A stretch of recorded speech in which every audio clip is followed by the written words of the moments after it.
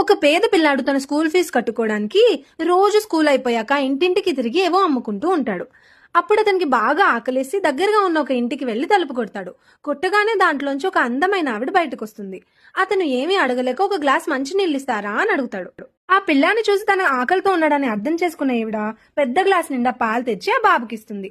అది తాగేసిన అతను, దీనికి నేను మీకు ఏమైనా డబ్బులు ఇవ్వాలా అని అడిగితే, నేను మంచి పని చేసి డబ్బులు తీసుకోను అని వెళ్ళిపోతుంది ఆవిడ.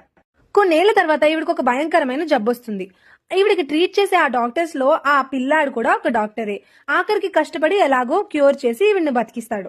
ట్రీట్మెంట్ అంతా అయిపోయాక ఇంత బిల్లు ఇప్పుడు నేను ఎలా కడతాను అని ఆలోచిస్తుండగా ఈవిడికి రిసెప్షనిస్ట్ వచ్చి బిల్లు ఇస్తుంది. ఆ బిల్లు మీద రాసింది చూసి ఈవిడ కళ్ళల్లో నీళ్లు తిరుగుతాయి. ఏమని రాసిందో తెలుసా? ఒక గ్లాసుడు పాలతో మీ బిల్ కట్టేశారు అని రాసుంటుంది. ఎన్నో ఏళ్ల క్రితం ఏది ఆశించకుండా ఒక గ్లాసుడు పాలిచ్చినందుకు ఇప్పుడు ఆవిడ ప్రాణాన్ని బతికించింది.